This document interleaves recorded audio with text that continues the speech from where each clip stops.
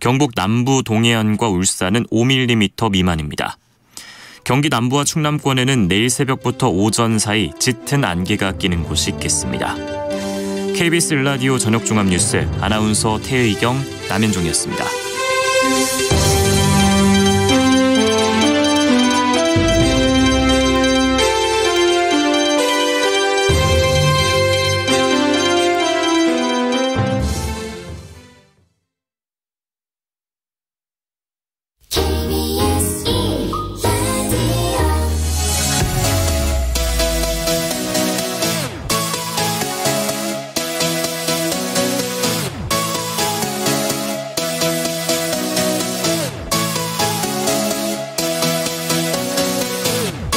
KBS 열린 토론.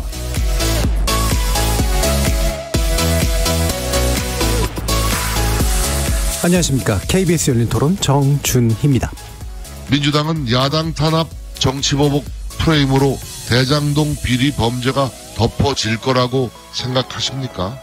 민주당은 지금이라도 이재명 방탄의 시간에서 민생의 시간으로 돌아오기 바랍니다. 정부와 여당이 이런 방식으로 야당을 말살하고 폭력적 지배를 하겠다는 의지를 드러낸다면 이제 우리는 맞서 싸울 수밖에 없다. 정진석 국민의힘 비대위원장과 이재명 더불어민주당 대표의 목소리 차례로 들어보셨는데요. 어제 더불어민주당은 윤석열 정권 민생 파탄 검찰 독재 규탄 대회를 열고 검찰 수사를 야당 탄압으로 규정했습니다. 정치가 아니라 통치만 일삼는 윤석열 정권에 대해 엄중한 책임을 물어달라고 호소하기도 했죠. 이에 대해 여당은 이재명 방탄용에 불과하다고 깎아내렸습니다. 민주당이 결집된 분위기가 언제까지 이어질지 주목됩니다. 다른 한편 이재명 대표가 제안한 대장동 특검을 두고 민주당이 발의 시점과 형식 등을 논의 중인 것으로 알려졌는데요. 혹여 특검 법안이 발의되더라도 법사위 통과 여부조차 불투명한 상황, 협치기술 패널들의 눈으로 자세히 분석하고 전망해 보겠습니다. KBS 열린 토론 지금부터 시작합니다. 살아있습니다. 토론이 살아있습니다. 살아있는 토론, KBS 열린 토론. 토론은 라디오가 진짜입니다. 진짜 토론, KBS 열린 토론.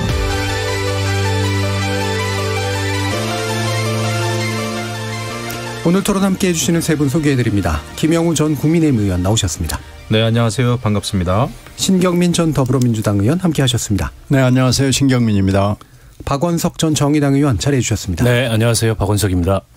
문자로 참여해 주실 분은 샵 9730으로 의견 남겨주시면 되는데요. 단문은 50원, 장문은 100원의 정보 이용료가 붙습니다. KBS 모바일 콩 그리고 유튜브를 통해서도 무료로 참여하실 수 있습니다. 자, 일단 본격적인 논의 전에 오늘 있었던 일에 대한 짧은 논평 한번 들어볼까 하는데요. 대통령이 비상경제 민생회의를 주최했고 이 내용이 이제 TV를 통해서 또 많이 보여지기도 했습니다. 이 내용에 대한 간단한 평가 한번 들어볼까요? 김영우 의원님부터. 저는 아주 잘했다 생각을 합니다. 그 각 부처 간에 지금 이제 어려운 경제 상황을 타개하기 위해서 각 부처가 서로 도울 건 돕고 또 각 부처가 기획하고 있는 여러 가지 그 안에 대해서 잘 발표를 한 것 같아요. 아주 자유로운 분위기 속에서 특히 이제 부동산 문제에 대해서 원희룡 국토부 장관이 여러 가지 안을 이야기했고 또 금융권에서도 이제 대출 규제 완화 문제라든지 이런 그 얘기를 좀 하더군요. 그래서 그래도 어려운 상황에서 조금의 그 희망을 느끼게 해주는 좋은 회의였다 생각합니다. 저는 아이디어가 좋았고 거기 참여했던 그 부처 장관들, 주무부처 장관들이 서로 자유롭게 토론하는 거를 아마 우리 국민들은 처음 보지 않았나 싶어요. 그렇죠. 그래서 이런 것은 분기별로라도 앞으로 좀 뭐 도어 스태핑처럼 매일 할 수는 없지만 분기별로라도 한 번씩 하면 이 전반적인 그 경제 상황을 점검하는데 우리 국민들께서 말이죠 도움이 되지 않겠나 생각을 합니다. 그러니까 정부 각 부처가 이 문제를 어떻게 인식하고 있고 어떻게 대응하려고 하는지 조율하는 모습 같은 것 잘 보여준 그런 회의였다라고 평가를 해주셨네요. 신경미 의원님 어떠세요? 그래서 그냥 회의 그냥 비공개로 하는 게 좋을 것 같아요. 그렇습니다. 시각이 많이 다르시네요. 그냥 열심히 회의하시고 뭐 공개하거나 비상이라는 글자를 붙여야 될 의미는 잘 모르겠고요. 특히 국민들 관심을 갖는 현안에 대해서 메시지가 별로 없어서 예. 그걸 열심히 보려고 했던 분들이 약간 좀 지루해하면서 실망했을까 아닌가 생각이 되는데요. 글쎄 공개하려고 그러면은 뭔가 공개 이유가 좀 있었어야 되지 않나 싶습니다. 예. 그래서 조금 더 가다듬어서 회의를 공개하고 비상이란 글자를 붙였으면은 비상회의답게 했으면 좋겠다는 생각을 합니다. 예. 이게 비상회의였느냐 그리고 보여주는 것이 의미가 있었느냐라는 말씀. 자, 그럼 박원석 의원님은? 뭐 대통령과 각 부처 장관들이 이렇게 이제 회의하는 모습을 생중계로 국민들한테 전달하는 시도. 예. 이건 뭐 새롭고 나쁘지 않았다고 생각을 합니다. 하지만 이게 이제 지금 경제 상황이 그야말로 비상이고 또 회의의 명칭도 비상경제회의인데 그런 회의 취지와 지금 경제 상황의 무거움을 감안했을 때 진짜 비상 상황에 맞는 그런 비상한 이 논의나 계획이 진행이 됐는지에 대해서는 아쉬움이 좀 있어요. 지금 어떻게 보면은 한국 경제가 제2의 금융위기 혹은 뭐 제2의 IMF에 직면할지도 모른다. 이런 위기감이 굉장히 커지고 있잖아요. 예. 그런 상황에서 그 상황에 대비한 어떤 컨틴전시 플랜 같은 것들을 저는 솔직하게 국민들 앞에서 이 경제 상황 우리가 직면한 이 경제적 어려움의 원인이 어디에 있고 또 만약 비상 상황이 온다면 어떻게 대응을 하겠다. 이런 것들을 좀 실질적으로 논의하는 자리였으면 좋겠는데 다소는 이제 장관들이 돌아가면서 조금 이제 장밋빛 전망에 가까운 얘기를 한 게 아닌가 싶고요. 그리고 윤 대통령 이제 대선 공약에도 있었지만 뭐 연금 개혁이라든지 교육 개혁이라든지 노동 개혁이라든지 지금 이 심각한 저출산 문제 맞물린 어떤 지금 우리 인구 구조의 개혁이라든지 이런 어떻게 보면 구조적 개혁과 관련돼서도 오늘 별다른 언급이 없었어요.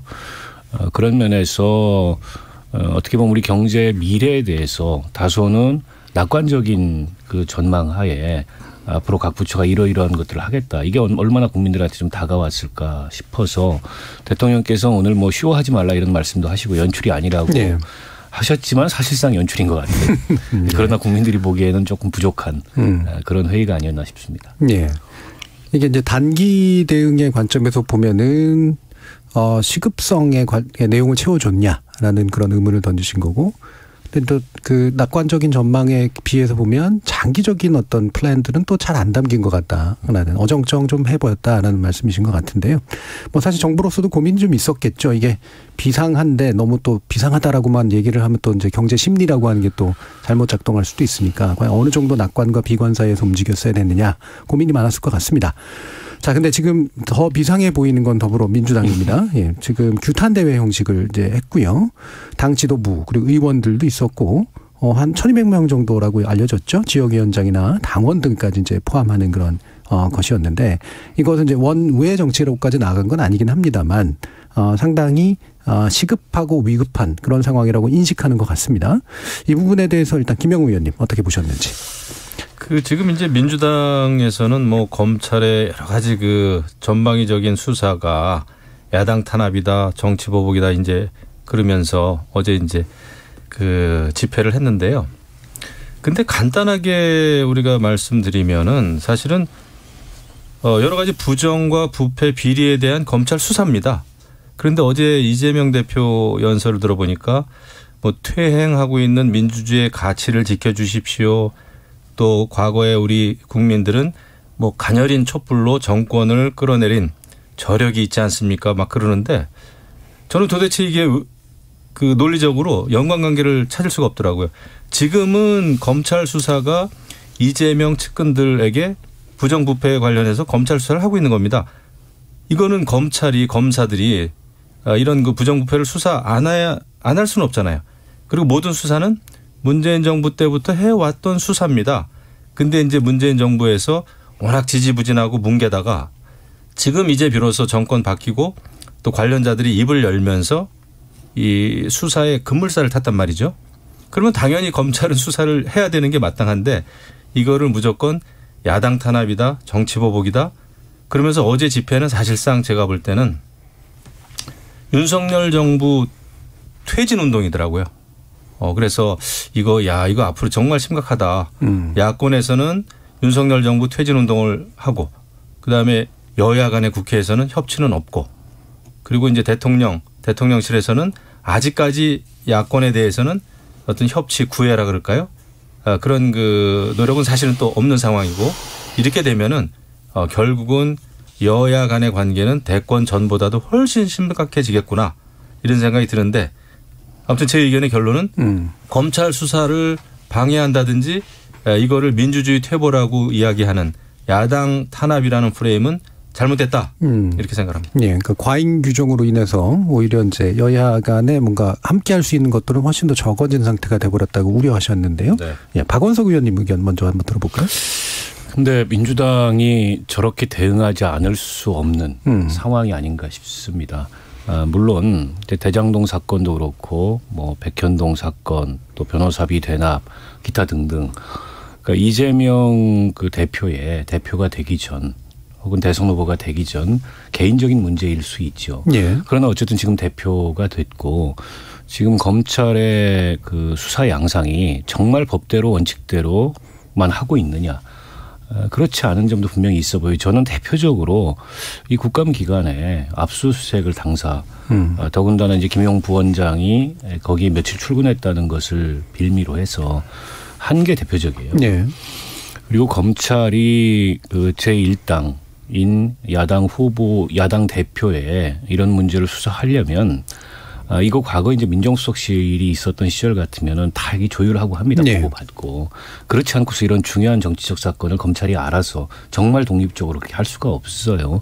이 정부는 이제 민정수석실이 없다는 이유로 대통령실은 아무 관련이 없고 검찰이 하는 거다. 저는 절대 그럴 리가 없다고 봅니다. 사실은 이 정부에서 민정수석실이 필요 없죠. 대통령과 검찰이 거의 한 몸과 같기 때문에 그런 면에서 저 수사의 정치적 의도를 의심하지 않을 수 없는 거고 게다가 지금 이제 이재명 대표를 향한 수사만 있는 게 아니잖아요. 예. 뭐 서해 사건, 동해 사건에서 지난 정권을 전방위적으로 사정하고 있고 수사를 하고 있다 보니까 민주당으로서는 약간 이게 이제 존재 위기감 같은 거를 전 느낄만 하다고 봅니다. 그러면 일단 야당이 강력 반발할 수밖에 없고 이건 뭐 과거에 국민의힘이 야당이었어도 저는 그랬을 거라고 보고요. 다만 이제 저게 얼마나 지속될 거냐. 네. 이건 결국은 저 수사가 어떤 결론을 향해서 가느냐. 또 그 결론을 뒷받침할 어떤 물증을 어떤 근거를 제시하냐에 달려있다고 봅니다. 만약 이제 움직일 수 없는 어떤 물증 특히 대선 자금과 관련해서 네. 이게 나온다면은 민주당으로서 굉장히 곤혹스러운 위치에 처하게 될 텐데 아직까지 뭐 수사가 그렇게 전개되고 있는 것 같지는 않아요. 상당한 난항이 앞으로도 저는 예상돼 보이고 사실은 지금까지 나온 거는 그 유동규 씨를 비롯해서 뭐 남욱 뭐 정민용 이런 네. 사람들의 말밖에 없거든요. 그나마 물증이라고 제시된 그 메모라는 것도 네. 사실은 유동규한테 돈을 어떻게 전달했다는 메모지 그게 김용한테 갔다 더 나아가서 그게 경선 자금으로 쓰였다 이걸 뒷받침하는 물증이 아니거든요. 그렇다 보니까 뭐 오늘은 뭐 종이 상자 얘기도 나오고 가방 얘기도 나오고 근데 너무 허황된 얘기예요. 아니 돈만 받고 가방은 돌려줍니까? 돈 받을 때. 그래서 너무 어색한 지금 증거들을 더군다나 사소한 것들을 막 들이대고 있어서 저 수사가 굉장히 무리하구나 이런 느낌을 저는 받기 충분하고 이제 수사 상황이 그렇기 때문에 더더욱 민주당이 지금 상황에서 내부 균열을 보이고 틈이 생기기 시작하면 이게 무너진다. 다소 이제 이견이 있더라도 걱정이 있더라도 지금은 어쨌든 뭉쳐서 이 상황을 뚫고 나가야 된다. 이런 정치적 판단을 할 수밖에 없을 것 같아요. 그러나 앞서도 말씀드렸듯이 관건은 결국엔 저 수사가 어떤 결론 또 어떤 근거에 의해서 뒷받침되는 결론을 내느냐. 이게 이제 민주당의 대응의 어떤 변수가 되지 않을까 싶고요. 그러기 전까지는 저는 지금 윤석열 정부가 정치를 사법화시키고 있는 그것도 전방위적으로 이런 상황에서 살아남기 위해서라도 저는 야당은 저렇게 대응할 수밖에 없다고. 네. 배달 상자를 회수하는 배달업체가 있긴 합니다만. 그때 다를 겁니다. 예. 배달료가 너무 비싸더라고요. 보니까. 예. 이 부분은 실제로 뭐 말씀하신 것처럼 이제 물증이 얼마만큼 드러나냐에 따라서 이 단기적 결집을 한 이제 민주당이 장기적으로 또 어떤 대응을 할 것인가를 결정하게 될 것 같다. 자, 그러면 신경민 의원님 말씀 한번 들어보죠. 박 의원님 말씀을 조금 더 부연 설명을 하는 게 좋을 것 같아요. 지금 수사, 감사도 지적하지 않을 수가 없잖아요. 감사원이 도대체 뭐 가만히 있지를 않으니까 이거 오히려 막 이렇게 감사원이 적극적으로 하는 건 또 참 오래간만에 보는 것 같습니다만은 하여튼 뭐 지금 서북풍, 동북풍 거기다가 전현희풍 뭐 해가지고 막 난기류가 형성되는데 이재명 수사 이게 이제 문 수사가 여러 개 바람이 분다고 알 수 있고요. 그다음에 명 수사도 뭐 굉장히 많죠. 지금 선거법에다가 성남 FC에 백현동에 쌍방울은 지금 가지가 하도 많아가지고 몇 개인지도 잘 모르겠고 대장동도 지금 몇 가지인데 그중에 지금 정치자금 하나 가지고 요즘에 지금 난리치는 거 아니겠어요? 그러니까 명수사도 뭐 완전히 이게 이제 성남풍인데 성남풍은 막 동서남북에서 지금 다 불어오고 있어가지고 이 난기류가 지금 막 한꺼번에 민주당을 덮치고 있는 형국이죠. 더구나 10월이 감사 기간이었는데 특히 이 국감 중에 뭐 대검이건 서울고검이건 감사하는 날 전후해가지고 막 압수수색이 들어오잖아요. 이렇게 거침없이 하이킥으로 들어오는 것은 검찰의 자체적인 판단일 것 같지는 않다라는 거고요. 특히 압수수색이 1, 2차에 있어서 보여주는 거 보면 시기도 중요하지만은 빤히 김용이라는 사람이 거기에 아무것도 남기지 않고 잠깐 타이틀 받은 이후에 한 두세 번 회의한 거 외에 없다는 것을 안단 말이에요. 알고 있음에도 검찰이나 뭐 온 세상이 다 알고 있음에도 불구하고 그림용으로 민주당에다가 색칠을 하기 위해서 들어왔다. 이렇게 보여주고 또 하나는 더 큰 수사를 위해서 이 정도는 뭐 무조건 한다라는 뭐 하나의 그 불도저성, 페이브먼트 뭐 이런 것이 보이거든요. 그러니까 일종의 선정 수사가 보여요. 저널리즘에만 옐로우가 있는 게 아니고 행정이나 수사에도 옐로우가 있거든요. 그래서 이런 센세이셔널리즘이 보이고 그런데 팩트는 어느 단계에서 막 쏟아져 나오다가 요즘에는 지금 잠깐 주춤한 상황이죠. 이렇게 보면은 앞으로 뭐가 어떻게 쏟아질지 모르겠습니다만 결과적으로는 그게 문수사건 명수사건 간에 팩트로 얘기할 수밖에 없을 겁니다. 그런데 지금 그렇게 정제된 모습을 검찰이 보여주고 있지 않고요. 정리정돈된 모습보다는 막 서로 각 그 수사기관들이 또 뭐 검경이 막 섞여져 가지고 각계약진하는 모습을 보여서 옐로우 수사 같은 그런 느낌을 좀 주고 있어요. 그래서 이런 여러 가지로 봤을 때 이 문수사 명수사가 막 이 난장판이 되는 상황에서 가만히 있을 수가 없게 된 겁니다. 그래서 어저께 이제 1200명 얘기가 나오는 거고요. 문제 앞으로 어떻게 할 거냐. 지금 뭐 수사가 한두 개가 아니기 때문에 결국은 검찰의 실력 그리고 검찰의 자세 뭐 이런 것이 어떻게 될 것이냐라는 것이 지금으로서는 제일 중요한 포인트가 되겠죠. 근데 아직 그게 정리정돈됐다는 모습을 저는 읽을 수가 없습니다. 그러니까 이게 이제 정치적인 수사냐, 그래서 그 문제를 특검으로 푸는 게 맞느냐 또는 아니다. 검찰이 제대로 된 것들을 보여줄 때까지 기다려야 된다. 뭐 이 논의도 지금 연결돼 있어서요. 이 부분은 2부에서 함께 연결해 좀 짚어보도록 하고, 검찰 수사 관련된 문제에서 약간의 좀 변곡점 같은 게 보이는 듯한 그 흔적 가지고도 한번 얘기를 해보면 좋을 것 같은데요. 일단 이제 국정원의 국정감사에서 이제 서해 공무원 피격 사건에 관련된 몇 가지 이야기들이 좀 나왔고, 이게 이제 지금 전 정부의 고위직 인물을 2명이나 구속하는 그런 것들에 기반이 됐던 어떤 정보들과는 좀 배치되는 측면들이 좀 있어서, 그래서 그런지 오늘 서훈전 안보실장 그리고 박지원 전 국정원장, 노영민 청와대 비서실장 전이 이제 기자회견을 또 열기까지 했습니다. 그래서 이 부분에 있어서는 확실히 문제가 좀 많다라고 하는 그런 이제 대응들이 좀 나왔잖아요. 이 부분까지 좀 포함해서 좀 진행 사항들 살펴보시죠. 그 대장동 사건과 관련해서는 유동규라고 하는 유동규 본부장이 입을 열면서 수사에 이제 수사가 급물살을 탔죠. 그렇죠. 진전이 지금 빨리 되고 있습니다. 그런데 이제 서해 공무원 피살 사건과 관련해서는 서욱 전 국방부 장관이 입을 열었습니다. 그리고 해경청장이 입을 열었어요. 본인들은 서훈 국가안보실장의 지침에 따랐다. 이거는 굉장히 엄청난 증언입니다. 그렇다고 한다면은 이 모든 사안에 있어서 서훈 국가안보실장이 만약에 서욱 전 장관의 증언에 따라서 진술에 따라서 서훈 장관이 지침을 내렸다고 한다면 서훈 안보실장은 자신의 의견이었겠느냐. 이제 문재인 대통령과의 또 관련성이 굉장히 중요한 포인트 아닙니까? 그런데 이제 여태까지 감사원, 뭐 서면 질의 요청 이런 거를 이제 문재인 전 대통령은 무리하다 해가지고 이제 전부 다 거부하고 했는데 결국은 앞으로 검찰의 수사의 방향은 대통령을 문재인 전 대통령에까지 가지 않을 수 없는 상황이 됐습니다. 그래서 저는 그 점에 좀 주목을 하고요. 그다음에 지금 문재인 정부의 그런 그 안보 관계자들이 이제 오늘 대국민 성명서를 발표를 했는데 알맹이가 없습니다. 알맹이는 그냥 주장하는 바는 서해 공무원을 자진월북으로 몰아갈 이유가 없었다. 이건데 근데 지금 자꾸 이제 팩트로 드러나고 있고 지금 검찰이라든지 여기서 하는 얘기는 여러 가지 자진월북으로 오히려 몰아갈 상황이 아니었는데 자진월북으로 몰아갔다라는 게 지금 이상하니까 수사를 한 거고 감사원에서 감사를 한 거란 말이죠.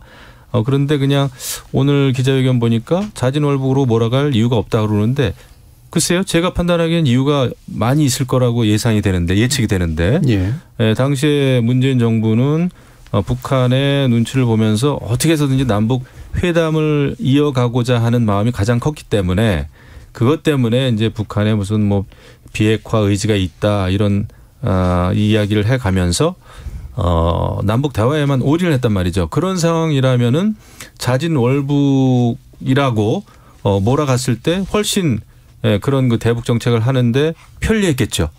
그래서 저는 오늘 그 기자회견이 와닿지 않았습니다. 논리적으로도 그렇고 그다음에 지금 정황상 돌아가는 것도 그렇고 근데 어쨌거나 이 수사의 방향이 이제 대통령을 향하게 됐다라고 하는 측면 때문에 더더욱 지금 이제 민주당으로서는 모든 대장동이 됐든 서해 공무원 피살 사건이 됐든 야당 탄압, 민주당 탄압이다. 이것은 그 윤석열 정권 퇴진해야 된다라고까지 하는 이런 큰 싸움으로 자꾸 번지고 있는 것 같아요. 그래서 지금으로서는 민주당 의원들도 그렇고 단합을 하고 있는 것 같습니다. 하지만 이것이 시간이 지나가면서 검찰 수사 내용이 또 많이 알려지고 또 총선은 다가오고 하면은 민주당 내부에 분열이 생기지 않을까 이런 좀 예측이 됩니다. 네, 그러니까 오늘의 기자회견 등을 포함해서 이게 일이 커지니까 나오는 반응이다라고 지금 해석하셨는데요. 신경민 의원. 그래서 오늘 기자회견은 사실 뭐 새로운 내용이 있으리라고 기대하지는 않았어요. 다만 이 시기가 좀 문제였는데 사실 이 당이나 또 문재인 대통령에 관련된 사람들은 진직에 좀 나와줬으면 하는 기대가 있었죠. 좀 많이 늦어졌고요. 사실 감사원 쪽에서 뭐 여러 가지 움직임이 있었을 때 그때 즈음에서 좀 나와줬으면 하는 생각들은 있었죠. 그래서 아쉬움과 섭섭함이 있었다는 말씀을 일단 드리고요. 오늘 이 포인트는 보면은 이 문건의 그 보고서죠. 당시 9월 21일 전후에서 사건이 있었을 때 그 문건의 보고서의 삭제 지시 여부와 삭제 그 여부 그리고 이제 가령 이 원본 유지가 됐느냐라는 그 포인트가 하나 큰 게 있고 SI에 대한 판단이 문제가 있죠. 그래서 뭐 그런 것 좀 문제를 좀 분명하게 이번에 좀 좁혀졌다라는 게 있고요.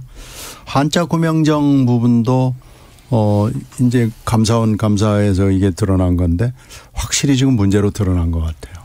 그래서 한자 구명정 문제가 도대체 이게 무슨 의미를 갖는 거냐라는 거에 대해서 지금 미스테리로 남아 있다는 거 이런 몇 가지를 오늘 기자회견을 통해서 좀 정리가 된 거 아닌가 싶어요.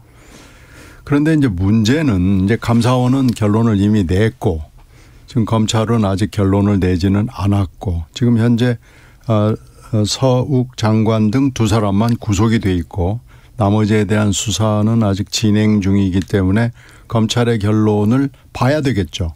그런데 검찰의 결론이 나온다고 하더라도 결국은 법원에서 판단을 내리기까지는 앞으로 시간이 많이 걸리겠지만 또 법원에 또 SI가 관련이 돼서 법원의 재판을 다 공개할 수 있는 것인지 없는 것인지를 잘 모르겠어요. 예. 그래서 이렇게 하는 게 맞는지 어쩐지는 저는 뭐 꼭 긍정적으로만 생각하지는 않습니다. 그러나 이제는 어쩔 수 없는 이 길에 접어들었다. 그래서 최종적인 법원 판단을 기다려봐야 이 문제에 대한 1차 결론, 그래도 약간 권위 있는 결론을 낼 수 있는 지금 어쩔 수 없는 코스로 우리가 들어섰다라는 거죠. 그래서 이 문제가 쉽게 결론이 날 수 있을 만한 성격이 아닙니다. 예. 애시당초부터. 그래서 하여튼 어찌됐든지 간에 문제 제기를 그게 감사원이 했는지 정권의 핵심부가 했는지는 잘 모르겠습니다만은 상당한 시간을 가지고 그리고 법원이 결론을 기다려봐야 되고 법원이 결론을 낸다고 그래서 모든 것이 분명하게 그래 법원의 결론으로 끝냅시다.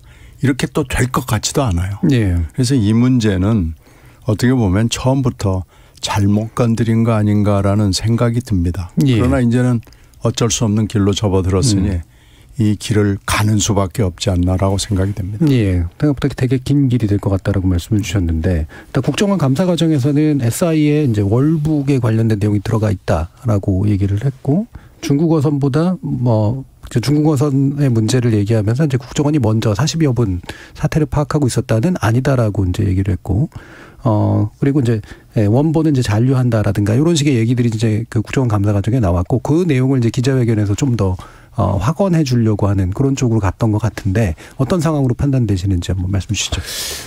저는 솔직히 이 서해 공무원 피살 사건을 보면서 드는 생각이 좀 양가적인 감정이 듭니다. 어쨌든 정부는 국민의 생명과 안전을 지키기 위해서 존재하는 거고, 당시 상황이 NLL 이북 북한 해상에서 벌어진 일이긴 했지만 어쨌든 우리 국민이잖아요. 월북 의사를 가졌던 갖지 않았던. 네. 그 상황에서 구조하기 위한 어떤 노력을 했는지에 대해서 저도 궁금해요. 근데 구조하기 위해서 노력했다는 흔적이 별로 없어 보여요. 굉장히 특수한 상황인 건 맞습니다만 그럼에도 불구하고 단 한 면의 국민의 생명이라도 소중한 거기 때문에 저는 정부가 설사 SI 정보에 월북 의사가 감청을 통해서 잡혔다 하더라도 그 의사의 진위를 판단할 수 있는 상황은 아니었고 월북 의사를 가진 국민이 월북을 했어도 다시 데려와서 우리 법으로 처벌하면 되는 거 아니겠습니까? 근데 그런 노력을 기울이지 않은 점은 너무 이상합니다. 그래서 그에 대한 진상규명은 저는 있어야 된다고 보고요. 근데 그럼에도 불구하고 이걸 이렇게 수사까지 해야 될 문제인가 싶기도 해요. 왜냐하면 남북관계의 특수성이라는 게 있고 또 일종의 이제 그 통치권의 영역이 인정될 수밖에 없는 그러한 특수성이 있거든요. 네. 저는 애초에 이 사안이 나왔을 때 차라리 국정조사를 하는 게 이렇게 수사하는 것보다는 이 사안에 대한 대응으로서는 낫다. 그리고 국정조사를 하고 난 이후에 정말 이게 형사적 사법적으로 가려야 될 문제가 있다면 그때 정치적인 판단을 해도 늦지 않다. 이렇게 생각을 개인적으로 했었습니다. 근데 국정조사는 뭐 여당은 소극적이었고 야당도 심지어 소극적이었어요. 이걸 이슈가 되는 것 자체를 부담스러워했던 것 같아요. 그러나 이걸 이렇게 검찰의 손에 결국에는 맡겨놓는 방식이 되지 않았습니까? 그런 점에서 민주당의 어떤 정무적이고 전략적인 판단이 좀 아쉽고요. 오늘 기자회견 저는 아까 신경민 의원님 말씀에 동의합니다. 너무 늦었어요. 이 수사는 처음부터 그 칼끝이 문재인 대통령을 향한 수사였습니다. 그러면 그 당시에 안보 관계자들이 나와서 이거를 방어를 하려면 적극적으로 했어야 됩니다. 그런데 그 이른바 이제 늘공이라고 하는 분들 사실은 무슨 생각이었는지 모르겠지만 그때 미국에 있고 막 이랬어요. 적극적으로 방어를 안 했습니다. 윤건영 의원 정도가 적극적으로 방어를 했고 박지원 원장이 좀 뒤늦게 자기 문제가 되니까 대응을 했을 정도지. 전 너무 이상했습니다. 그게. 이게 문재인 대통령한테 가게 돼 있는데 결국엔 통치권자가 어떤 판단을 했느냐 보고받고 나서 이걸 이제 묻게 돼 있는데 왜 저렇게 느슨하고 안일하게 대응을 할까. 저 개인적으로 좀 이해가 안 갔고 급기야 이제 두 사람의 그 구속이 이루어지고 나니까 이거 이러다가는 이제 큰일 나겠다 싶어서 대응을 했는데 너무 늦었어요. 그리고 오늘 나와서 하셨던 말씀은 그동안에 뭐 박지원 원장님이 특히 인터뷰를 많이 하셨기 때문에 인터뷰를 통해 다 하신 말씀이었어요. 네. 서훈 원장이 그런 지시 내린 적 없고 서훈 실장이 그런 지시 내린 적 없고 그리고 국정원 정보 삭제한 적 없고 그리고 설사 삭제했다 하더라도 원본이 남는데 그게 무슨 실익이 있겠냐. 그리고 당시 월북 정황이 SI에 담겨 있었고 오히려 그 담겨 있는 거를 그대로 발표하지 않으면 그건 정부로서의 직무유기 아니냐, 뭐 책임유기 아니냐 이런 얘기예요.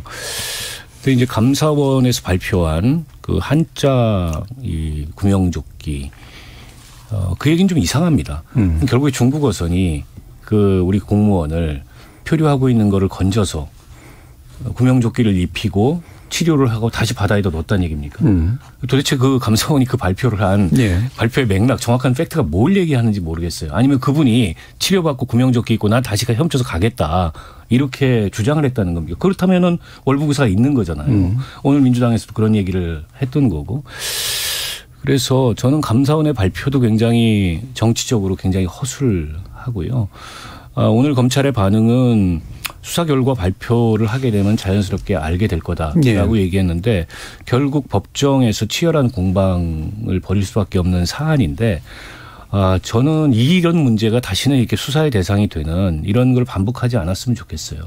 지금이라도 저는 수사보다는 차라리 국정조사를 해서 어떤 정치적 정책적 판단에 문제가 있었고 그리고 어떤 교훈을 남겨야 되는지 그렇게 이제 문제를 풀어나가는 게 맞지. 저는 이거 반드시 되돌이표처럼 나중에 가서 돌아올 거라고 생각하고 제가 모두에 말씀드렸던 왜 어쨌든 한 사람의 국민의 생명을 끝까지 구하려고 노력하지 않았을까. 이 점은 여전히 의문으로 남습니다. 예. 김영훈 의원님. 결국 그런 거를 그러니까 박원석 의원님이 말씀하신 왜 구하지 않았을까. 그다음에 그 구해야 되는 그 타이밍에 어떤 안보 관계장관 회의를 했던 것일까. 그리고 왜 자진 월북이라고 하는 정확한 근거나 이런 게 없음에도 불구하고 자진 월북 쪽으로 방향으로 몰아갔을까를 밝히기 위해서 검찰 수사가 저는 불가피하다 생각을 합니다. 물론 이런 사안을 검찰 수사한다는 것 자체는 불행이죠. 어쨌거나. 그런데 이것이 만약에 국정조사로 갔다? 저는 그거는 오히려 더 그 정쟁, 여야 간의 아주 뜨거운 정쟁 이외에는 별로 얻을 것이 없지 않겠나 이런 생각을 합니다. 아무튼 이런 불행한 일은 앞으로도 없어야 되고 그런 불행한 일이 생기지 않기 위해서라도 이것은 좀 실체가 밝혀져야 되는 문제다. 그게 저는 이 사안의 핵심인 것 같아요. 예. 일부에서 사실 얘기할 것들이 되게 많았는데 일부 시간이 많이 남지 않아서 요거 하나만 짚고 또 이어질 2부에서 나머지들 좀 짚어보면 좋을 것 같은데요. 김진태 지사가 이제 오늘 돌아오면서 기자회견했죠. 민주당은 김진태발 금융위기 진상조사단을 꾸리는 식으로 대응을 하고 있습니다. 이 상황 정치적으로 어떻게 좀 들여다봐야 되는지 신경민 의원님부터 말씀 주시죠. 그래서 지금 김진태 진태양난이라고 지금 개념 규정을 해가지고 얘기를 하고 있는데요. 이 문제는 하여튼 전 정권 탓을 하는 것의 연장선상에서 일단 시작이 됐던 것 시작 같아요. 자체는. 이게 한 10년쯤 된 프로젝트였는데 레고랜드가 처음에 레고랜드를 할 때 그때 이제 김진태 의원이었죠. 춘천 지역구를 둔 의원은 만약에 레고랜드가 잘 안 되고 뭐 인허가 문제가 생기면 내가 춘천 다리에서 뛰어내려 죽겠다. 이 정도까지 했는데 막상 지사가 되고 나서는 또 굉장히 비협조적인 얘기들을 하면서 결국 2205억 원을 가지고 채권을 이행할 수 없다. 이렇게 나온 거거든요. 그리고 또 그렇게 해놓고는 한 사흘 있다 또 베트남으로 가버리고 그래서 무책임한 선출직 정치인의 아주 극단적인 모습을 보여줬습니다. 그래서 이 부분은 뒤늦게라도 지금 수습을 하겠다고 나서긴 나섰는데 더 적극적이어야 되고요. 왜 이런 일이 일어나게 됐는지는 규명을 해야 되고요. 함께 이 사태를 조금이라도 수습할 수 있는 방안을 이건 이제 지방정부 차원을 넘어섰습니다. 그렇죠. 그래서 중앙정부하고 지방정부하고 책임규명도 책임규명이지만 이 사태 수습을 위해서 일로 매진을 해서 진퇴양난이 안 되는 사태로 만들어내야 됩니다. 예. 이건 강원도지사의 문제는 이미 아닌 것 같아요. 전국적인 문제가 됐고 국제적으로도 주목을 받는 굉장히 중요한 네. 문제가 돼버렸습니다. 박원석 의원. 그 진태양난 얘기하셨는데 김쏘공이라는 말도 있습니다. 김진태가 쏘아올린 작은 공이 이게 일파만파 걷잡을 수 없는 상황이 되고 있는 게 아닌가 싶은데요. 사실 레고랜드 사업의 사업 승인이 난 게 2011년입니다. 김진선 전 지사 때요. 예, 무려 예. 최문순 지사 때도 아니고. 그러니까 여야를 떠나서 강원도 전체 수건 사업이었고 예. 앞서 이제 김진태 의원 당시 의원 말씀 뭐 소양강에 뛰어들겠다 이거 안 되면 이런 얘기도 SNS에 쓰셨고 근데 이게 사업이 잘 안 됐어요. 거기서 막 청동기 시대에 유물이 나와가지고 한동안 공사가 중단되고 또 코로나 때문에 중단되고 처음에 예정했던 사업비보다 훨씬 더 사업비가 많이 들어가고 그러다 보니까 이제 강원중도개발공사가 자산유동화 회사를 만들어가지고 기업보험을 발행을 했는데 2,050억 원이 강원도 1년 예산이 7조입니다. 절대 강원도가 못 갚을 돈이 아니에요. 근데 왜 갑자기 저런 얘기를 하고 나왔을까? 저는 지난 그 도정과의 차별성을 너무 의식했던 것 같아요. 근데 이게 채권 시장에서 이런 신용경색, 자금경색을 일으키라고 그 얘기를 할 때만 해도 생각을 못했을 텐데 정말 일파만파입니다. 가뜩이나 지금 자금 시장의 흐름이 별로 안 좋은데 거의 국가신용등급에 버금가는 지방자치단체가 디폴트를 선언한다는 거는 어마어마한 불신을 채권시장에서 일으키게 되고 오죽하면 이 신용등급이 트리플 A인 그런 우량 공기업들, 한전이라든지 가스공사라든지 이런 데 채권이 지금 유찰되고 있습니다. 내년 상반기에 그 만기가 돌아온 회사채가 68조입니다. 그 만기가 돌아오면은 갚든가 아니면은 이제 회사채를 다시 발행을 해서 기존 채무를 연장을 해야 되는데 신용등급이 저렇게 우량인 공기업들 채권도 투자자가 없어가지고 유찰이 되는데 신용등급이 그렇게 되지 않는 일반 기업들 같은 경우에 이게 채권 시장에 자금을 마련할 도리가 없어요. 그러면 이제 기업이 흑자 도산을 하게 됩니다. 그때부터. 흑자를 내고 있는데 도산을 하는 거예요. 그게 딱 2008년 금융위기 때 상황인데 그 상황이 재현될 소지가 있다. 정부에서 50조 긴급 이제 유동성 지원을 했습니다만 우리 채권 시장이 규모가 2,500조예요. 그 50조 가지고 과연 이 상황을 좀 막을 수 있을까?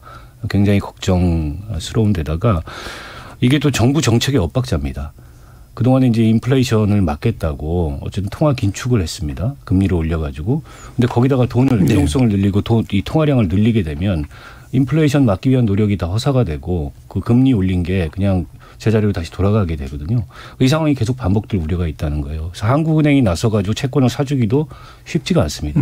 그렇게 되면 이제 인플레이션 대응이 원점으로 다시 되돌아오는 상황이어서 이래저래 지금 굉장히 위기적인 상황으로 가고 있는데 정치적인 책임 소재가 누구한테 있느냐를 따질 문제가 아니에요. 지금 여야가. 이거가 논쟁하는 건 좀 무의미한 겁니다. 그러니까 전임 그 도정에도 문제가 없었다고 하기가 어렵고 김진태 지사 너무 이게 성급하고 나이브하게 그런 얘기 한마디 했다가 지금 큰 문제를 자초한 거거든요.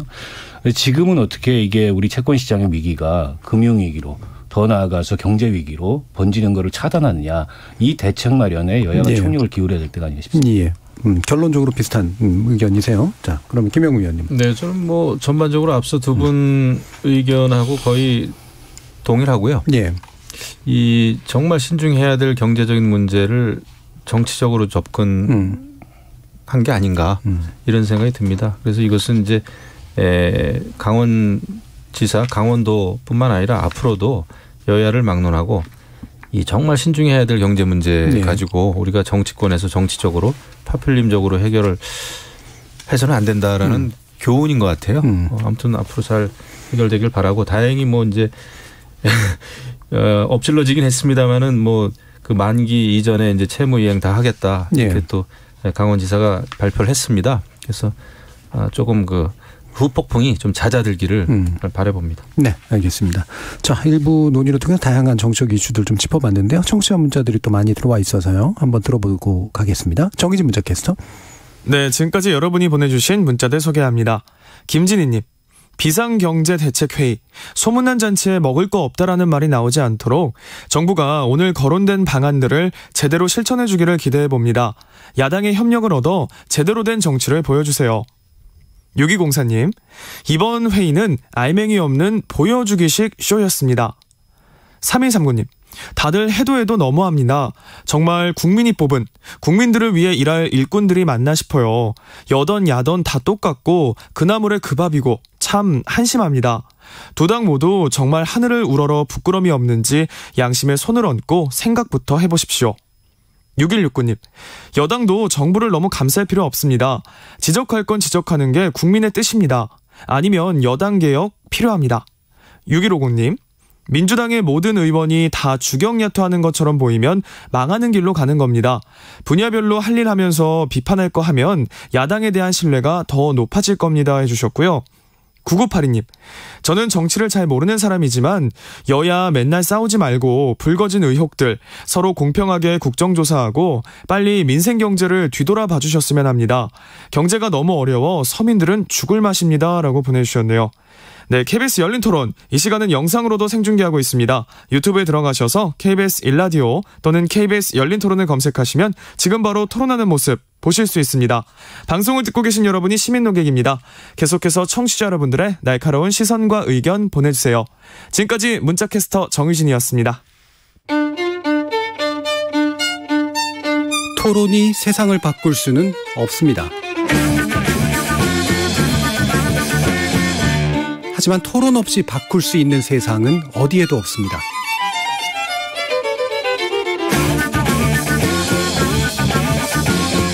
세상의 선한 변화를 갈망하는 당신. 정답이 아니라 질문의 힘을 믿는 당신. 우리 KBS 열린 토론에서 만납시다.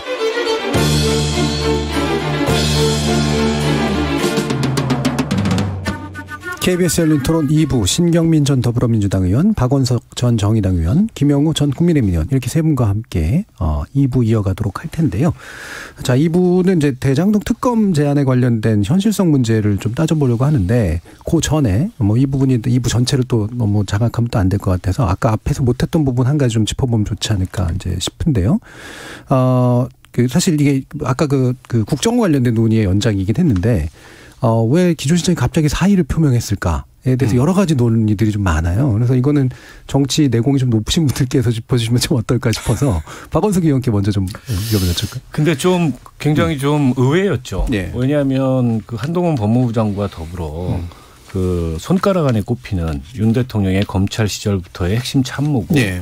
측근이었고, 또 국정원 기조실장이라는 게 그 인사 예산을 총괄하기 때문에 국정원장에 버금가는 굉장한 요직이거든요. 거기에 이제 투입을 했는데 4개월 만에 갑작스럽게 사의를 표했다. 그래서 여러 가지 지금 추측들이 나오고 있는데, 대표적으로는 이제 국정원장하고 인사 갈등설이 네. 있습니다. 결국에는 국정원의 1, 2급 인사와 관련해서 국정원장과 의견이 너무 달랐는데 대통령실에서 고심을 하다가 원장의 손을 들어줬다. 네. 이런 해석이 일반적인 거고, 비하인드에 뭐 다양한 여러 가지 추측들이 네. 있습니다. 뭐 개인적인 비리설도 나오고 또 그 검찰 출신들 간에 그런 일종의 이제 자리 다툼, 그것이 어쨌든 결과다 이런 얘기도 나오고.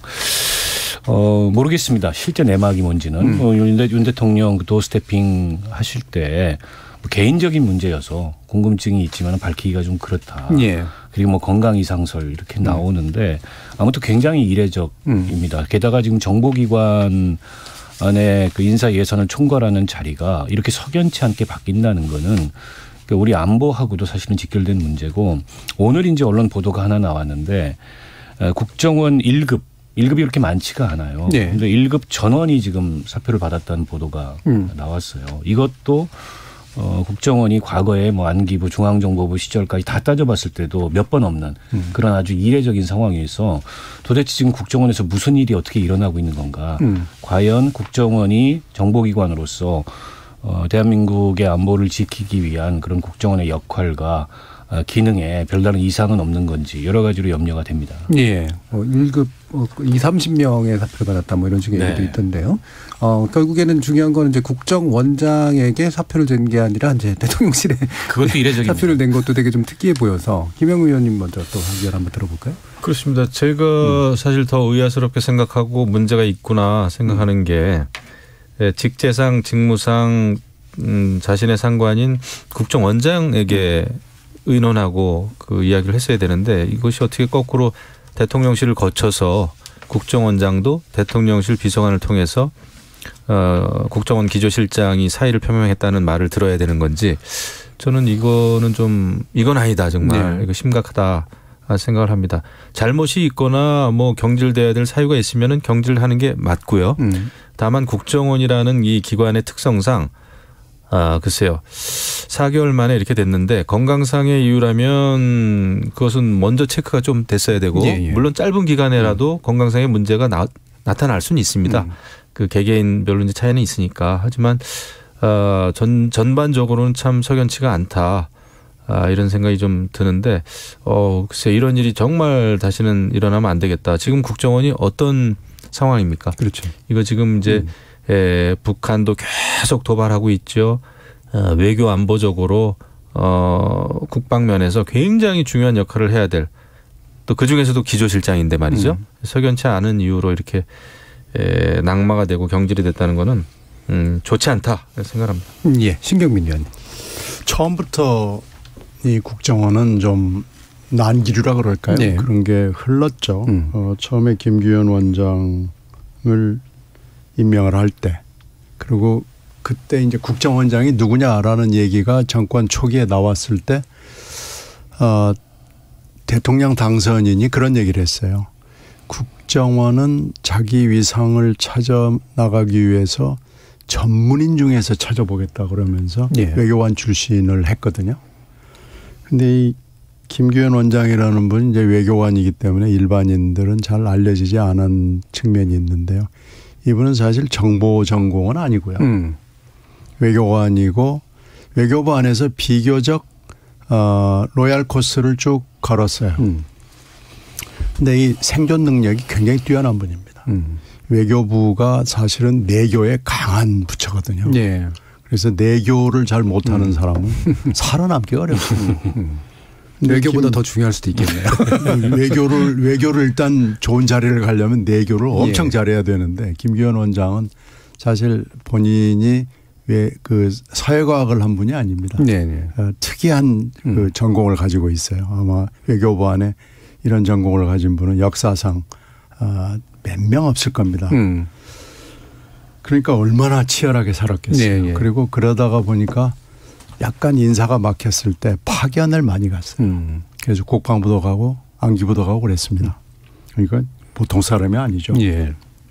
그런데 김규현 원장을 발령을 낸 뒤에 또 조금 있다가 기조실장을 다들 쳐다보거든요. 근데 기조실장을 거의 뭐 분신 아바타 같은 사람을 딱 보내는 거예요. 조실장을 보낸 거죠.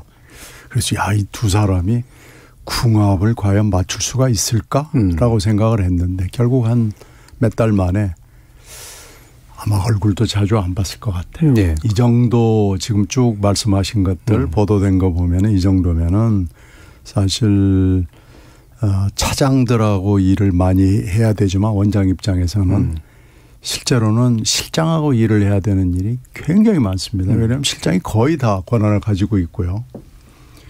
그런데 아마 실장하고 원장하고 뭐 일을 잘했을 것 같지가 않고요. 아마 사표도 상의도 안 하고 뭐 사표도 결국 대통령실하고 직거래를 했을 정도니까 거의 안 했다는 거고요. 인사 갈등이 뭐 분명히 있을 거예요. 인사 갈등뿐만 아니고 매사 갈등이 있었을 거로 생각이 돼요. 그래서 아마 이 내곡동은 거의 뭐 내곡동 안에서 곡소리가 나지 않았을까 하고 생각이 될 정도고요. 그 1급이 몇 명이냐 2급이 몇 명이냐 하는 건 이건 국가 기밀입니다. 근데 지금 이 와중에 다 지금 흘러나와서 몇 명인지 뭐 다 알고 그리고 전원을 교체한다는 건 있을 수 없는 일이 벌어진 겁니다. 그건 국정원이 아니라 어느 부처든지 간에 전원 교체라는 것은 거의 쿠데타적 상황입니다. 그게 이제 계속 내곡동 안에서 깜짝 놀랄 일들이 벌어지는 거죠. 더구나 국감 직전에 사표가 수리가 되고 뭐 또 대통령실에서 나온 데다가 국감장에 나온 원장이 그걸 위원들이 물어보니까 네, 전 몰랐습니다. 라고 원장이 대답을 하는 거예요. 어저께 밤에 8시, 9시 사이에 받았습니다. 라고 솔직 토크를 한 거예요. 예. 근데 원장이라는 사람이 산전수전 공중전 다 겪은 사람이 그렇게 솔직 토크를 한 것은 무슨 이유가 있었을 겁니다. 이 김규현 원장이라는 사람이 굉장히 그런데 머리 회전이 빠른 사람이거든요. 그런 걸로 봐서 엄청난 일들이 있었고 이 나간 지금 조 실장이란 분은 하여튼 말할 수 없는 여러 가지 이유를 가지고 있다라는 거고요. 그만두게 된 배경에. 그리고 후임자가 그만두는 그 시점 직후에 나온 걸로 봐서 상당히 오랫동안 이 갈등이 진행이 됐고 아마 이 갈등은 임명 직후부터 시작이 된 거 아닌가라고 생각이 돼서 정말 국정원 걱정스럽습니다. 예. 오늘 그 신경민 의원님께서 흔히 라이밍이라 그러잖아요. 가군 살리기에 아주 엄청난 기교를 보여주셨습니다. 외교를 잘하려면 내교가 필요하고. 내교, 내곡동. 예. 인사보다 매사가 문제였고 내곡동에서 이제 바깥으로 곡소리가 나오는 그런 상태가 됐다. 예. 오늘 뭐 굉장히 중요한 요약을 3가지로 또 해주셨습니다. 이 정도로 이제 얘기를 하고요. 이제 특검 얘기로 들어갈 텐데 지금 이제 특검이 대장동 특검을 이제 이재명 대표 측에선 제안을 했고 민주당은 구체적인 준비에 들어가고 있는 것 같습니다만 또 이미 발의된 특검법도 있긴 있어요. 이게 과연 성사가 되느냐. 이를테면 정의당의 어떤 동의를 얻어낼 수 있느냐. 정의당은 그렇게까지 긍정적이지 않은 그런 상태일 것 같고요. 법사위 통과는 더더욱이나 어려운 상황인 것 같고. 박원석 의원님 어떠세요? 그 이재명 대표가 한 점 꺼리낄 것 없이 떳떳하다 이렇게 말씀을 하고 계시잖아요. 그러면 이제 검찰이 아무리 이거를 정치적 의도를 가지고 몰아가려고 하더라도 쉽지는 않아요. 제1야당 대표를 상대로. 그런 상황에서 가장 가혹한 자에게 수사를 맡기는 게 저는 수사의 원칙에 맞다고 보거든요. 오늘 이은주 원내대표도 그런 식으로 얘기를 했는데 그런 면에서 지금 특검 얘기가 별로 설득력이 없죠. 왜냐하면 특검은 검찰이 봐주기 수사를 하고 있을 때 그동안의 특검을 하자. 특검이 성사가 됐고 봐주기 수사를 할 가능성이 굉장히 농후할 때 역사적으로 보면 특검이 성사가 됐거든요. 근데 지금 검찰이 뭐 봐주기는커녕 뭐 하나라도 지금 들춰내려고 수사를 하고 있는데 여기다 특검을 얘기하는 거는 역대 특검의 전례하고 봤을 때 좀 안 맞는다. 이게 이제 첫 번째 있고요. 대선 때 이거 가지고 공방이 좀 있었잖아요. 그때 이제 이재명 대표 같은 경우에는 이것과 뭐 부산저축은행 사건 또 김만배 씨 누나한테 이제 부친이 집을 판 거 뭐 이런 거 다 묶어가지고 특검을 하자. 이렇게 주장을 했는데 윤석열 대통령이 그때 영상을 오늘 저도 다시 한번 어디서 이렇게 나온 걸 봤더니 끝끝내 답을 안 하더라고요. 사실은 뭐 검찰총장 출신이 특검하자는 거에 옳다구나 합시다 이러기가 어렵잖아요.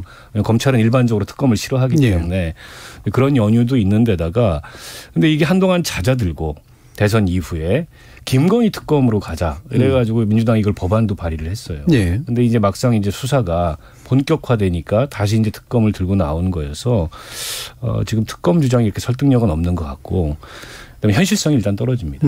이게 법사위에서 김도우 법사위원장이 끝끝내 가로막으면 이게 이제 법사위에서 정상적으로 상정되긴 불가능하고 본회의에서 이제 5분의 3 의결 그러려면 180석이 있어야 되는데 그 이제 무소속에다가 막 군소정당을 다 끌어모아야 가능한 건데 정의당은 오늘 교섭단체 비교섭단체 대표연설에서 부정적인 오히려 그 민생에 도움이 안 된다 입장을 분명히 했고 정말 특검을 해야 될 만한 불가피한 사유가 나오기 전에는 아마 정의당은 동의하지 않을 겁니다. 그럼 안 되는 거거든요. 안 됨에도 불구하고 민주당이 왜 주장하느냐. 특검을 주장하는 것 자체가 검찰 수사가 정치적 의도를 가진 정치 보복성 수사라는 것을 강조하는 이제 프레임이 되는 거죠. 그래서 저는 주장을 하고 있는 거라고 보고 근데 결과적으로는 지금 검찰이 속도를 내고 있는 거에 비춰봤을 때 수사에 설사 이게 우여곡절 끝에 국회를 통과한다 그래도 특검이 뭐 하루아침에 뚝딱 되는 게 아니거든요. 법 만들어진 다음에 뭐 사무실 설치하고 파견 받고 인력 구성하고 몇 달 뒤에나 가능한 거예요. 그 사이에 수사는 결론이 날 것 같아요. 그래서 실효성도 크게 없는 얘기가 아닌가 싶습니다. 실효성 측면, 현실성 측면에서도 크게 설득력은 없는 것 같다. 그러면 이제 기존에 이제 현재 권력이 뭔가를 덮으려고 할 때 이제 특검이 유효하다. 그럼 오히려 김건희 특검은 그럼 뭔가 좀 가능성이 있다고 보시나요? 아니 그 논리적 설득력은 있죠. 논리적으로는. 오히려 그게. 왜냐하면 검찰이 수사를 안 하고 있으니까 손을 놓고서. 그러나 이제 현실성 측면에서 또 여전히 마찬가지고. 뭐 현실성은 뭐 끝내 안 하려고 할 테니까. 알겠습니다.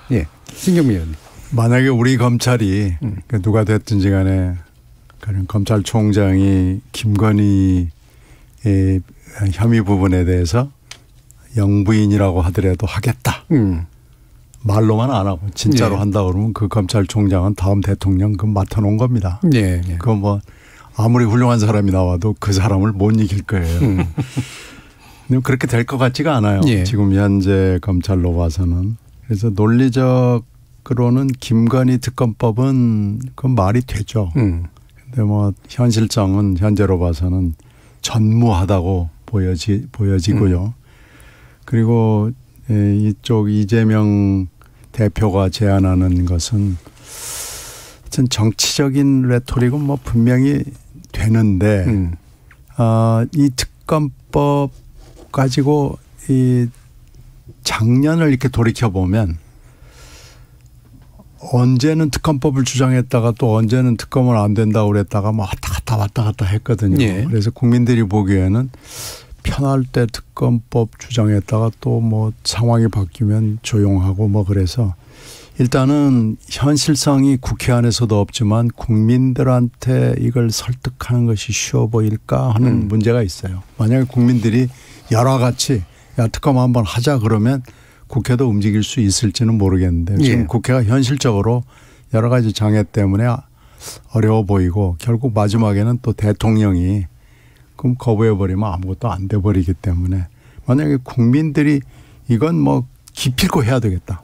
죽어도 해야 된다. 그런다면 대통령도 꼼짝 못하겠죠. 그런데 좀 그런 분위기는 아니거든요. 그런 점에서 봤을 때는 현실적으로 너무 어려워 보입니다.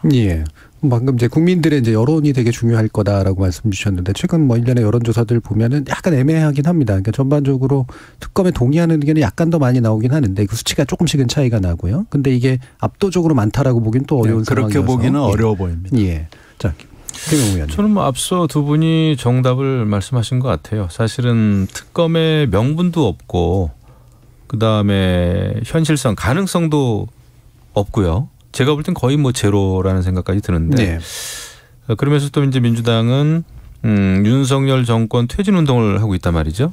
이런 상황이라면 더더욱 특검에 대한 여야 합의는 물론 대통령의 그 재가를 받을 수 없다 이렇게 생각을 하고 그리고 이제 가장 중요한 것은 검찰이 수사를 너무나 열심히 잘 하고 있는데 이 상황에서 특검을 하자는 거는 지금 검찰 수사를 늦추거나 사실을 덮거나 수사를 하지 말자는 얘기하고 똑같거든요.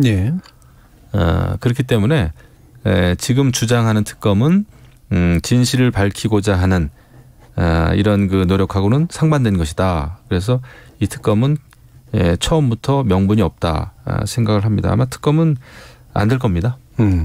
자, 그러면 이제 안 될 거다라고 하는 것의 거의 대부분이 다 이제 현실성 측면에서든 논리적 측면에서든 동의를 해 주셨는데, 일단 이제 그 법사위원장 체제를 돌파하기가 상당히 어려운 부분에도 이제 그 몇 가지 좀 짚어봤으면 좋겠습니다. 근데 이게 참 애매한 게 이제 법사위원장 자리를 가지고 여야가 한참 힘겨루기를 할 때 이거 넘겨준다라고 해서 민주당 쪽에 반대 논리는 넘어가면 이거 아무 법도 통과 안 된다 이런 거였었고 또 반대쪽에서는 아니 넘어간다고 해서 지금 법사위 체제가 그렇게 되는 게 아니다. 걱정할 거 없다 이건데 지금 법사위원장 자리가 되게 중요한 것 같긴 합니다. 그래서 이게 위원장의 어떤 직권의 문제인지 아니면 예를 들면 이제 조정훈 의원이나 이렇게 구성상의 문제인지 또는 애초에 이제 정당성이나 여론상의 문제에 훨씬 더 가까운 것인지 판단을 좀 해주시죠. 그러니까 저는 뭐 기능적으로 본다면 결국에는 국회에서 이게 상임위에서 합의가 안 되고 또 여당이 끝끝내 반대를 한다면 패스트 트랙이라는 절차를 통해서 가야 되는데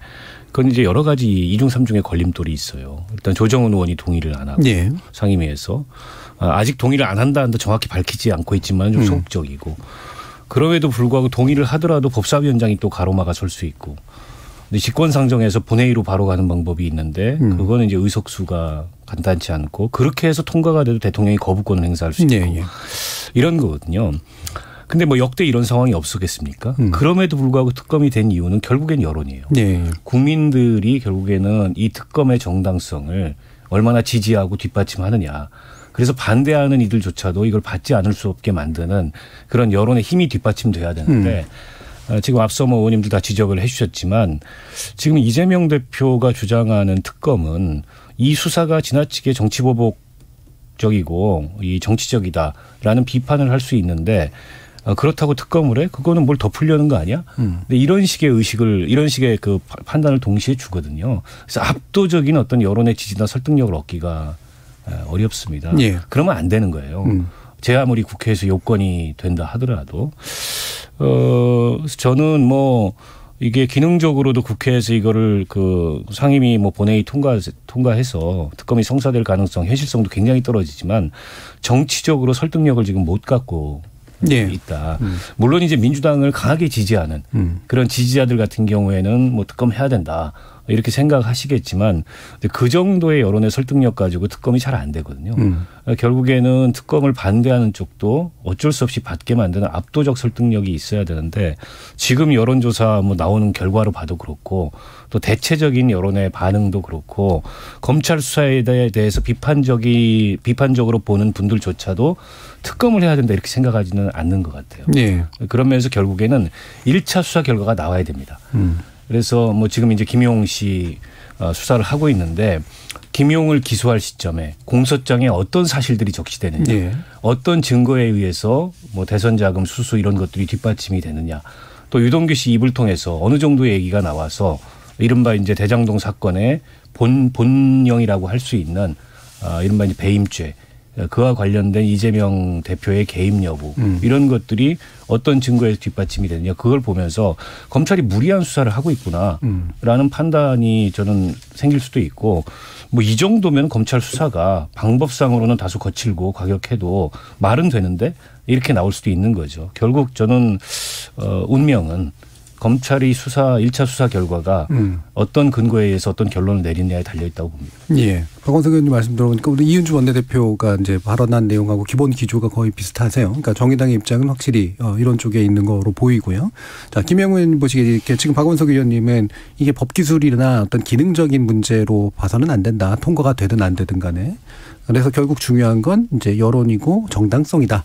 근데 그 부분에 있어서 미흡함이 있다. 이런 얘기를 해주셨잖아요. 그럼요. 100% 공감합니다. 왜냐하면은 여야 합의가 안 될 때는 역시 그걸 성사시키는 것은 민심의 압력이었거든요. 그런데 지금 이제 뭐 여론조사 결과를 제가 알 수는 없지만 정확하게 한간의 지인들 만나면은 야 한동훈이 수사는 확실히 잘해 막 이러더라고요. 근데 한동훈은 이제 법무부 장관이지 사실 수사를 지휘하진 않는데 예. 다들 한동훈 법무부 장관 및 지금의 검찰의 수사에 대해서는 믿음, 신뢰가 강하더라고요. 그러다 보니까 이것을 특검을 한다고 하는 것은 수사를 방해하는 사람들의 목소리다라는 게 뭐 제가 아는 지인들은 그런 식으로 생각을 하고 있습니다. 그렇기 때문에 민주당 특히 이제 이재명 어찌 보면 당사자인데 당사자가 특검을 주장한다고 하는 것은 그것은 이재명의 적은 이재명이라는 말도 있듯이 과거에 이재명 대표가 했던 말하고 전부 상반되는 겁니다. 예. 늘 그래왔어요. 부정부패를 청산하는 그 적폐청산이 정치보복이라면 그런 정치보복은 매일 해도 된다라고 이재명 대표가 말씀하셨습니다. 그렇기 때문에 지금 이재명 대표가 갑자기 위기 상황에 몰렸다고 해서 특검을 주장하는 것은 다른 사람은 혹시 주장할 수 있을지 몰라도 이재명 대표가 주장하면은 설득력이 더 떨어진다. 예. 오히려 역작용이 있다 그런 생각이 좀 드는데요. 예. 참고로 제가 그래서 수치를 좀 말씀을 드리면요. 여러 개가 있긴 있었는데 아마 약간 더 높게 나온 수치를 만약에 말씀을 드리면 이제 쿠키뉴스 의뢰로 여론조사 업체 데이터 리서치가 23일, 24일에 전국 성인 유권자 1000명 대상으로 실시한 내용이고요. 26일 날 이제 발표가 됐습니다. 여기서 이제 대장동 특검 도입 의견은 찬성이 61%. 반대가 34.4%로 일단 찬성이 높게 나오긴 했어요. 근데 제가 아까 이제 애매한 수치라고 얘기한 게 이게 압도적인 뭔가가 필요할 텐데 그러진 않은 것 같다라고 판단할 만한 수치인 것 같기도 하고요. 신경민 의원님 어떠십니까? 저는 조금 더 좀 수사 상황을 지켜봐야 되는 건데요. 일단 선거법은 기소가 됐고 성남 FC 문제는 이제 사실상 기소가 된 거나 마찬가지입니다. 두산건설 전 사장 공소장에서 이재명 당시 시장의 이름이 뭐 30번 내외로 언급이 됐다고 그러니까 이건 뭐 공소장 지금 써놓고 사인만 기다리고 있다고 봐야 되고요. 백현동도 마찬가지고요. 이 세 가지는 거의 이제 완결 공소장 단계는 거의 완결이 됐거나 돼가고 있는 중인데 문제는 이제 대장동 위례지구에 어떻게 될 것이냐 특히 지금 정치자금법으로 왔기 때문에 정진상에 대한 수사 그리고 남욱과 김만배가 곧 석방이 되잖아요. 이 사람들의 앞으로의 그 발언의 향방. 예. 그리고 이제 김용은 아마 논개가 되기로 결심을 한 것 같아요. 그러니까 이제 김용 논개는 일단 차치하고 대장동 인허가 관련 수사하고 정치자금법 수사의 향방이 곧 이건 나오지 않겠어요? 그리고 이제 쌍방울 수사가 지금 어디로 될지를 모르겠는데 이게 좀 지금 김성태 회장이라는 사람이 도주 중이기 때문에 이게 지금 뭐 어디로 튈지를 모를 정도로 지금 외화 유칠 대북 뭐 사업 뭐 주가 조작 변호사비 대납은 원래 있는 거고요. 이렇게 돼 있어서 이 결론을 국민들 앞에 검찰이 내놔야 예. 검찰 수사로 충분하다랄지 이거 결국은 특검을 한번 해봐야 되는 거 아니냐 이런 마음의 결심을 해서 그것이 결국은 언론의 보도와 검찰 수사를 보고 나서요. 언론의 보도와 그에 영향을 받는 여론 이것이 결정을 할 겁니다. 그래서 그렇게 따지면 시기적으로 봐서 11월 가지고 검찰이 뭐 할 수 있을지 없을지 모르겠지만 11월은 넘겨야 되는 거 아닌가 이렇게 생각이 되고요. 지금 우리가 이렇고 저렇고 뭐 얘기를 해봐야 다 좀 불확정적이고 미확정적인 거 아닌가 싶어요. 예. 그리고 이제 김건희 특검법 관련은 아무래도 움직이려고 하지 않을 거 아니겠습니까? 근데 이제 이것도 또 뭐가 나올지 모르잖아요. 그렇게 되면은 이것도 사실은 지금으로서는 가능성이 없어 보이지만 이것도 사안의 추이에 따라서는 어떻게 될지 모르는 거고 그래서 저는 시간이 조금 필요하다고 봅니다. 그 시간이 지나고 나면 우리가 얘기하는 방향이 점점 방향을 분명하게 드러내면서 11월 중 내지는 연말 안에는 방향이 분명하게 드러날 겁니다. 예. 제가 좀 전에 말씀드린 여론조사 자세한 내용 궁금하신 분들은 중앙선거 여론조사 심의위원회에 참조하시면 되고요. 시간이 한 1분 좀 남았는데 그게 이제 11월 이후 또는 11월 이내든 약간 이후든 간에 이 시점이 또 예산 문제부터 해가지고 굉장히 복잡할 때라 어떤 측면들을 좀 우려하시거나 예상하시는 박원석 의원님 마지막 말씀 결국에는 이제 예산 법안 심사에서 정면 충돌을 할 수밖에 없어요. 근데 이제 예산안이 세법이 확정이 돼야 세입 예산이 확정이 돼야 예산안이 확정이 되는데 지금 감세 법안에 대해서 워낙에 이견차가 크기 때문에 정부가 낸 그 세제 개편안대로 안 될 것 같거든요. 그럼 결국에 예산 수정이 불가피한데 12월 2일이 법정 시한입니다. 12월 2일을 넘기면 정부 원안이 자동 상정이거든요. 역대도 12월 2일 날 맞춘 적은 없었어요. 대체로 다 넘겨서 수정안 만들어 가지고 여야가 합의해서 통과를 시켰는데 이번은 거의 연말까지 갈지도 모르고 어쩌면 준 예산을 편성해야 될지도 모르는 연말을 넘기게 되면은 그럴 만큼 지금 강대강 대결로 치닫고 있어서 과연 지금 경제 위기가 이렇게 심각한데 정부 재정 정책이 확정이 돼야 되지 않습니까? 그래야 어쨌든 지금 경제 상황, 이 어려운 경제 상황을 뚫고 나갈 수 있는 위기 대응책이 만들어질 텐데 그런 점에서 굉장히 걱정이에요. 과연 연내 예산안이 통과될까? 여야가 조금 이제 그런 점에 있어서는 지금 서로 싸우는 것도 싸우는 거지만은 전체적으로 경제나 민생을 좀 생각했으면 좋겠습니다. 네, 알겠습니다. 자, KBS 열린 토론, 여의도 협치의 기술 이것으로 모두 마무리하겠습니다. 오늘 토론 함께해 주신 세 분, 박원석 전 정의당 의원, 김영우 전 국민의힘 의원, 신경민 전 더불어민주당 의원 세 분 모두 수고하셨습니다. 감사합니다. 네, 고맙습니다. 오늘 윤석열 대통령은 비상경제 민생회의를 주재했고 이를 생방송으로 내보냈습니다. 또 민주당은 민생경제 위기 극복을 위해 협력, 견제하면서 대안적 세력이 되겠다고도 합니다. 이들 모두 지금 직면한 위기의 심각성을 모르지는 않는 것 같습니다. 그런데 정치가 작동할 논의 테이블은 보이지 않고 있죠. 어쩌면 실은 함께할 필요가 없거나 함께할 생각이 없다는 의미 아닌가 하는 생각이 들어서 마음속 깊이 우려하게 됩니다. 지금까지 KBS 열린 토론 정준이었습니다.